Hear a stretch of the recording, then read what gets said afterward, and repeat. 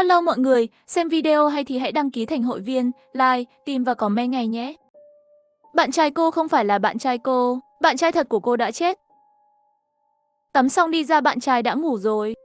Lúc này màn hình điện thoại nhảy ra một tin nhắn. Bạn trai cô đã chết. Người nằm bên cạnh cô không phải người thật. Tôi nhìn bạn trai đang ngủ bên cạnh, cười và ném điện thoại sang một bên. Đây là người hâm mộ nào đang đùa diễn? Tôi và bạn trai Mao Bất Phàm và em gái tôi Hồ Âm hiện tại đang đi du lịch một nước nhỏ ở Đông Nam Á. Do máy bay đến muộn, đến khách sạn đã muộn rồi, đang định rửa mặt khi ngủ, nhưng lại nhận được tin nhắn khó hiểu này. Dù sao Mao Bất Phàm cũng đẹp trai. Khi còn học đại học, rất nhiều cô gái phải lòng anh ấy. Đối với loại tin nhắn quấy rối này, bạn gái thật sự là tôi cũng không có gì lạ. Tôi ném điện thoại lên đầu giường. Nhưng tôi vừa nằm xuống điện thoại lại vang lên tiếng nhắn tin. Đừng bỏ điện thoại xuống. Muốn sống thì nghe lời tôi. Tôi lập tức có cảm giác da đầu tê dại. Nhìn lên trần phòng. Có ai đó đặt camera giám sát trong phòng không? Tôi cố gắng kìm nén sự tức giận và trả lời bạn thực sự là ai. Làm phiền tôi nữa thì tôi sẽ gọi cảnh sát. Bạn trai của cô, không phải bạn trai cô, bạn trai thật của cô đã chết. Nghĩa là sao? Tôi nhìn Mao Bất Phàm đang trong giấc ngủ. Tôi biết mọi thứ về anh ấy. Anh ấy không phải bạn trai của tôi thì còn là ai? Là ai mà chán thế? Người nhắn tin là một số lạ. Tôi gọi lại nhưng nhắc số trống. Không muốn vì người nhàm chán làm hỏng tâm trạng tốt của tôi. Tôi tức giận block số này. Sáng sớm ngày hôm sau, tôi và Mao Bất Phàm xuống lầu ăn bữa sáng tự chọn của khách sạn. Lúc ăn cơm, tôi nhận thấy anh ấy dùng tay trái. Tôi ngạc nhiên hỏi tại sao anh lại thuận tay trái. Em mới để ý tới à? Mao Bất Phàm còn ngạc nhiên hơn tôi nhớ anh từng hỏi tôi.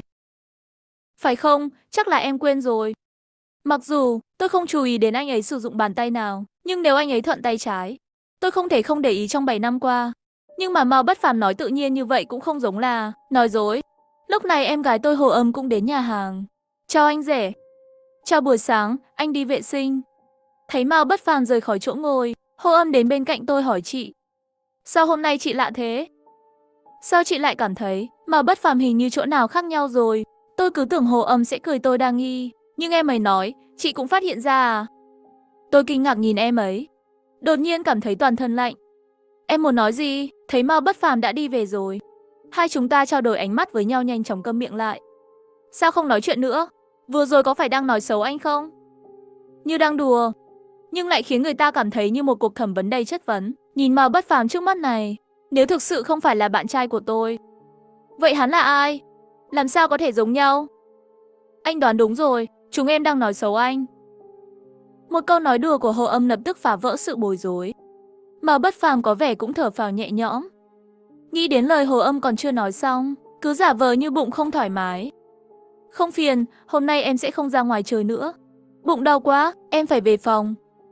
Hồ Âm nhanh chóng phụ họa, chị ơi, em đi cùng chị nhé. Nếu không anh rể, anh tự đi leo núi. Dù sao cũng hiếm khi ra nước ngoài chơi một lần. Hồ Mông không đi, anh chơi một mình có ích gì. Anh sẽ chăm sóc cô ấy. Tôi thấy Mao Bất Phàm rất kiên trì. Tôi nhìn điện thoại khi anh ấy không để ý. Báo hiệu Hồ Âm có thể liên lạc với điện thoại di động của tôi. Hồ Âm gật đầu với tôi tỏ vẻ hiểu rồi. Trở về phòng tôi và Mao Bất Phàm, tôi vội chạy vào nhà vệ sinh. Ngồi trên bồn cầu gửi tin nhắn cho Hồ Âm. Ý em vừa nói là sao? Nhưng đợi nửa ngày cũng không trả lời. Tôi vội vàng gọi điện thoại cho em ấy. Điện thoại bị ngắt máy. Bên kia truyền đến giọng nói của đàn ông, Mộng Mộng. Em tìm Hồ Âm sao? Làm thế nào để trả lời điện thoại sẽ là Mao Bất Phàm? Tôi bất ngờ, nhưng vẫn cố gắng duy trì giọng điệu bình thường. Không có gì, hỏi em ấy ra ngoài chơi chưa? Lát nữa Mao Bất Phàm quay lại giải thích cho tôi. Anh nhớ bộ sạc ở chỗ em gái em. Điện thoại này của anh sắp hết pin rồi. Khi đi lấy bộ sạc, vừa thấy điện thoại của em, thì liền bắt. Anh ấy làm sao biết tâm trạng lúc này của tôi? Tôi nằm trên giường quay lưng lại với anh ấy, làm như không muốn nói chuyện. Mao Bất Phàm cũng có ý thức không nói chuyện nữa, đang chơi trò chơi phía sau tôi. Lúc này em gái Hồ Âm gửi tin nhắn. Tôi nghiêng người xem Mao Bất Phàm, xem những gì anh ấy đang chơi. Tôi nhanh chóng mở hộp trò chuyện. Mao Bất Phàm có phát hiện gì không? Vừa rồi đột nhiên đến tìm em. Em nói trực tiếp đi, bây giờ chị đánh máy không tiện. Mao Bất Phàm vừa kết thúc một trò chơi. Anh ấy quay lại nhìn tôi không dám làm bất kỳ động tác nào, sợ anh ấy phát hiện ra cái gì. May mắn thay, rất nhanh sau đó anh ấy lại tham gia vào trận chiến. Câu trả lời gửi đến một đoạn văn dài, trong tiếng Mao Bất Phàm chơi game. Cẩn thận xem xong từng chút một. Em nghi ngờ, bây giờ anh rể không còn là Mao Bất Phàm nữa. Khoảng 1 tháng trước, em cảm thấy có gì đó không ổn. Em cũng không chắc chắn về dự đoán của mình, cho nên vẫn đang bí mật điều tra. Bây giờ có vẻ, rất có thể anh ấy đã bị đổi thân thể rồi. Tôi cảm thấy nhẹ nhõm khi nghe đến đây. Xem ra em ấy vẫn là cô gái cấp 2 yêu thích tưởng tượng trước đây. Suýt nữa bị em gái này dẫn đi lạc rồi. Tôi mỉm cười khi chuẩn bị trả lời. Nhưng em ấy bất ngờ gửi một bức ảnh. Là ảnh nhóm tốt nghiệp trung học cơ sở. Chị có nhận ra nó không? Trong ảnh là một nhóm học sinh trung học, mặc đồng phục học sinh màu xanh và trắng đứng 3 hàng. Phía trên ảnh có một dòng chữ đỏ tươi, lớp 3 năm 3 năm thứ 65 chụp ảnh lưu niệm. Nhưng tôi và Mao Bất Phàm đều không phải là 65. Điều này có liên quan gì đến chúng tôi không? Tôi nghi ngờ hỏi, nhận ra ai? Cậu bé thứ 3 bên phải hàng thứ 2. Chị xem kỹ xem có giống Mao Bất Phàm không? Chuyện này có liên quan gì đến Mao Bất Phàm không? Không giống chút nào. Vì vậy, tôi trả lời rằng em có thể vẫn chưa thức dậy. Giống chỗ nào chứ? Nhưng khi tôi phóng to bức ảnh, đột nhiên phát hiện cậu bé đó là người duy nhất không mở mắt, không chỉ nhắm mắt. Đó là sự căng thẳng, cơ mặt đều căng chặt. Như thể toàn thân đều đang cố gắng. Giống hệt như khi Mao Bất Phàm chụp ảnh. Trước đây anh ấy không như vậy, nhưng gần đây chụp ảnh với anh ấy đều nhắm mắt lại, thể hiện một bộ dáng rất khó chịu. Ý em là, người này và Mao Bất Phàm trao đổi thân thể. Phải, và người đàn ông tên Giang Thành này đã mất tích 2 tháng trước. 2 tháng trước, tôi nhớ ra rồi. Cách đây không lâu, Mao Bất Phàm từng biến mất 1 ngày. Tôi dùng rất nhiều phương pháp đều không liên lạc được với anh ấy. Khi gặp lại anh ấy, hành xáo của anh ấy rất kỳ lạ. Giống như đổi người khác. Lúc đó bận việc, không quan tâm. Cho nên Mao Bất Phàm thật sự biến thành Giang Thành. Tôi bị sốc bởi suy nghĩ của Hồ Âm, hoàn toàn quên mất Mao Bất Phàm phía sau. Đó là khi tôi nhận thấy âm thanh chơi game phía sau biến mất. Có giọng nói của anh ấy, anh biết. Em không ngủ à? Tôi phát hiện, bạn trai bên cạnh tôi không phải là bạn trai thật sự của tôi. Khi giả vờ ngủ và bí mật nói chuyện với em gái, phía sau bỗng nhiên truyền đến giọng nói của bạn trai Mao Bất Phàm. Anh biết em không ngủ. Tim tôi lúc này đập nhanh hơn. Mao Bất Phàm nhìn tôi từ trên cao xuống, nụ cười kỳ lạ. Hồ Âm vừa nói gì với em? Anh ấy của Nhiên biết hết rồi. Anh ấy của Nhiên có vấn đề. Tôi ngạc nhiên, nhảy ra khỏi giường, đứng ở một khoảng cách tương đối an toàn. Anh là ai? Nghĩa là sao? Anh là ai? Anh là bạn trai của em. Anh không phải, anh từng không thuận tay trái. Mộng Mộng, anh vốn là người thuận tay trái, chỉ là từ nhỏ đã bị sửa chữa. Bây giờ cơ bản đều dùng tay phải. Mấy ngày trước chơi bóng bị bong gân cổ tay mới đổi sang tay trái. Mao Bất Phàm dùng tay phải viết mấy chữ trên giấy. Cho tôi xem của Nhiên là ghi chú của Mao Bất Phàm. Còn có dáng vẻ lúc anh chụp ảnh, tại sao tất cả đều nhắm mắt? Không có một tấm mở mắt. Anh chỉ bị viêm giác mạc và không thể nhìn thấy ánh sáng mạnh. Em không thấy lúc anh ở ngoài luôn đeo kính râm mà. Chỉ có khi em kéo anh chụp ảnh, anh mới tháo ra. Những điều này đều là Hồ Âm nói với em đúng không? Tôi im lặng không nói nên lời. Tôi không thể biết ai đang nói dối. Thực ra vừa rồi anh đến phòng của Hồ Âm, không phải đi lấy bộ sạc. Ý anh là sao? Là Hồ Âm kêu anh qua. Em ấy đã từng tỏ tình với anh. Anh nói gì? Vậy anh vừa làm gì trong phòng em ấy? Một người là bạn trai tôi đã yêu nhiều năm, một là em gái yêu thương của tôi. Tôi không dám nghĩ giữa họ có thể có chuyện gì. Anh đã từ chối em ấy rất nhiều lần, nhưng em ấy cứ quấy rầy anh. Vừa rồi còn bảo anh đến phòng em ấy, nói với anh là em ấy có cách để chúng ta chia tay. Nhưng anh không ngờ đó lại là một lời nói dối tồi tệ như vậy. Vì vậy, anh đã nhân lúc em trong phòng tắm, một mình qua phòng em ấy. Em ấy muốn làm gì? Hay anh muốn làm gì? Mao Bất Phàm vừa định giải thích gì đó, một tiếng đập cửa vang lên. Vào là Hồ Âm. Bây giờ chuyện đã đến đây rồi. Tôi nghĩ có thể mọi người nói rõ ràng trước mặt nhau đi. Mao Bất Phàm nói em thích anh ấy là thật sao? Hồ Âm lập tức mở to mắt giận dữ nhìn Mao Bất Phàm. Mao Bất Phàm, anh là cái thá gì? Khi nào tôi? Nhưng Hồ Âm nói đến một nửa đột nhiên dừng lại. Bình tĩnh nhìn tôi nói có. Em thích Mao Bất Phàm. Chị ơi, chị nhường anh ấy cho em được không? Em điên rồi sao? Nhưng tôi luôn cảm thấy có gì đó không ổn. Tôi không thể tin đó là sự thật. Mao Bất Phàm, anh đã dùng phương pháp gì? Tại sao Âm Âm lại nói như vậy? Mao Bất Phàm mặt không biểu cảm nhìn chúng tôi không nói chuyện. Hồ Âm khóc, chị. Bản thân em luôn thích Mao Bất Phàm. Không liên quan gì đến anh ấy, là lỗi của em, nhưng em không thể kiểm soát bản thân. Nói xong liền khóc chạy ra ngoài. Tôi muốn đuổi ra ngoài nhưng bị Mao Bất Phàm ngăn lại. Đừng đuổi theo nữa, anh đã khuyên em ấy cũng vô dụng, miễn là hai chúng ta ổn. Em ấy dần dần sẽ bỏ cuộc. Tôi cũng khóc. Khóc xé tim nứt phổi. Từ nhỏ đến lớn, cho dù đó là đồ ăn hay đồ chơi, tôi sẽ nhường cho em gái tôi. Em ấy từng nói, nó yêu tôi hơn cả bố mẹ. Tại sao em ấy lại thích Mao Bất Phàm? Nếu đó là sự thật, tại sao anh ấy không nói với tôi? Thật ra tôi cũng có thể nhường. Cả ngày tôi khóc đến kiệt sức. Cho đến khi ngủ, nửa đêm tôi thức dậy trên giường, lại phát hiện Mao Bất Phàm từ bên ngoài vừa vào. Mao Bất Phàm, anh vừa đi đâu vậy? Anh không ngủ được. Vì vậy, anh đã đi dạo trong vườn. Tôi nhìn chân quần ẩm ướt của Mao Bất Phàm. Tôi biết anh ấy đang nói dối. Sáng hôm sau, tôi phát hiện Hồ Âm không có ở khách sạn và đã nhận được một vị trí mà em ấy gửi tới. Gọi lại thì báo tắt máy rồi.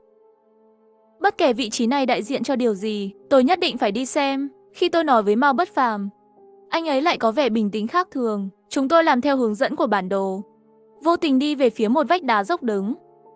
Tôi đứng yên tại chỗ không dám đi nửa bước về phía trước. Tuy nhiên, Mao Bất Phàm lại đứng bên vách đá nói với tôi, Mộng Mộng, lại đây nào. Âm Âm ở ngay dưới đây. Nhưng tôi không dám đi. Tôi có thể xác định Mao Bất Phàm thật sự không đúng. Bất kể Hồ Âm có ở dưới đó hay không, trực giác cho tôi biết nếu đến gần Mao Bất Phàm, nhất định sẽ bị anh ấy đẩy xuống. Mộng Mộng, tại sao em không đến đây? Nếu em không đến, anh sẽ đi bắt em. Dọa tôi liên tục lùi lại, và từ phía sau anh ấy, đi ra một người phụ nữ trông kỳ lạ, trên mặt đầy những vết sẹo. Một mắt dường như bị mù. Và tôi thấy rõ ràng, khi cô ta nhìn thấy tôi, ánh mắt sợ hãi. Đột nhiên tôi bất tỉnh, bóng tối trước mắt, hôn mê rồi. Khi thức dậy, tôi thấy mình nằm trên giường bệnh. Tôi được cứu chưa? Tôi cố gắng ngồi dậy. Trong lòng hét lên, tôi muốn báo cảnh sát. Mà Bất Phàm đã rớt em gái tôi, anh ấy còn muốn rớt tôi. Nhưng tôi không thể cử động. Lúc này mà Bất Phàm lại đi đến giường bệnh, Mộng Mộng. Cuối cùng em cũng tỉnh rồi, bác sĩ nói sức khỏe của em không có vấn đề gì, chỉ là hơi hạ đường huyết thôi. Tôi muốn kêu cứu, nhưng mà tôi lại yếu ớt không phát ra được một chút âm thanh nào. Không biết bao lâu rồi, tôi dần lấy lại được sức lực. Anh muốn gì? Muốn rớt tôi luôn sao? Mộng Mộng, em đang nói gì vậy? Anh đã làm gì với Âm Âm? Anh đã rớt em ấy phải không? Anh đã đẩy em ấy xuống núi. Mao Bất Phàm cả khuôn mặt không thể tin được. Có phải em bị sốt không? Em đang nói cái gì vậy? Hồ Âm không phải là tốt sao? Lúc này Hồ Âm cũng đi vào. Chị ơi, cuối cùng chị cũng tỉnh rồi. Buổi sáng chị đột nhiên ngất xỉu, làm em và anh rể sợ chết khiếp.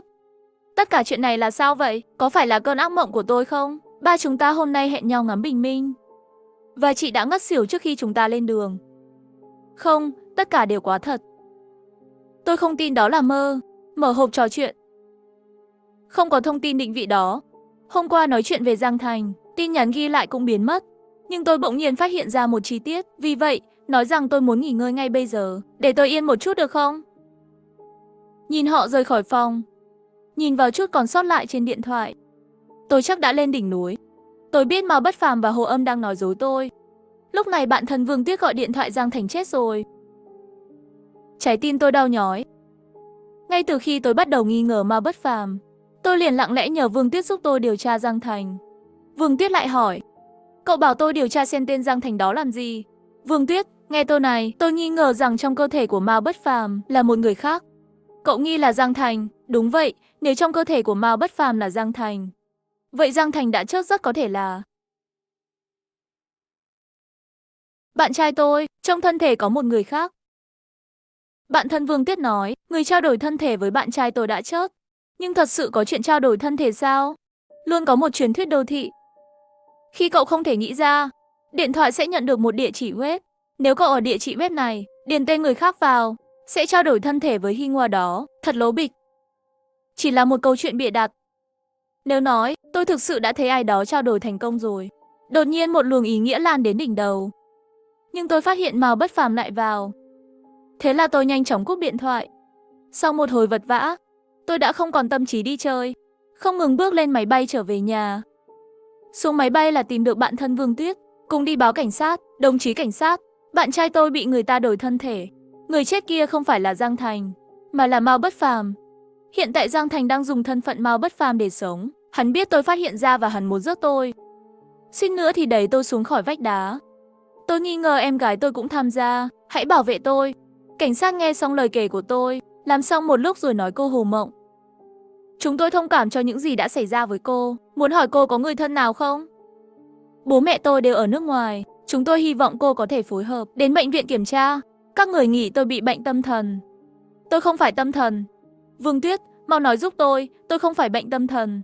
Nhưng tôi nói được một nửa, vừa quay đầu lại, tôi mới phát hiện vì sao Vương Tuyết biến mất. Rõ ràng là cô ấy đi cùng tôi. Tại sao ngay cả Vương Tuyết cũng bỏ rơi tôi? Sao mọi người không tin tôi? Bởi vì quá kích động trước mắt tối sầm lại, lập tức rơi vào hôn mê. Trong bóng tối, hình như tôi nghe thấy giọng nói của em gái tôi. Đồng chí cảnh sát gây thêm rắc rối cho anh rồi. Chị gái tôi bị bệnh, tôi đến đón về. Không biết bao lâu rồi. Tôi thức dậy ở một nơi xa lạ. Tôi mở mắt ra. Xung quanh là một mảnh tối đen như mực, tay và chân tôi bị trói chặt vào ghế. Đột nhiên tôi nghe có người thì thầm. Là ai? Ai ở đó? Các người muốn gì? Làm ơn thả tôi ra. Tôi chưa muốn chớt. Lúc này có một giọng nói vang lên, cô có sợ không? Sao cô không sợ khi giết người? Tôi sửng sốt.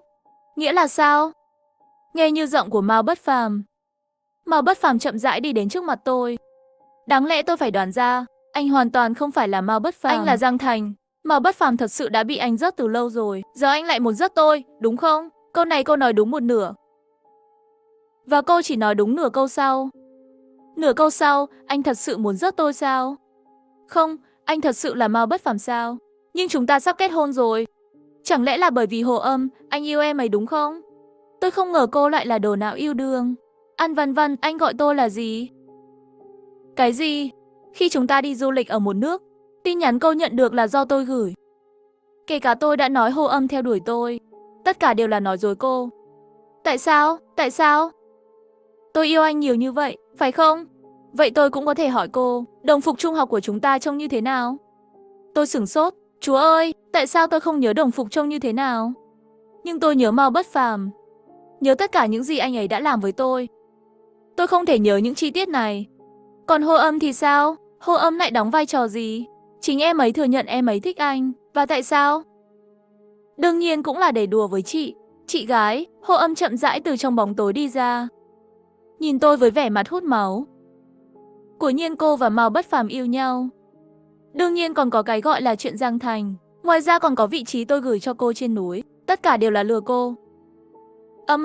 Tôi thực sự không hiểu. Chúng ta là chị em. Không phải em yêu chị hơn bố mẹ sao? Chị có nhớ bố mẹ trông như thế nào không? Tôi đột nhiên sững sờ. Tôi không có ấn tượng gì cả.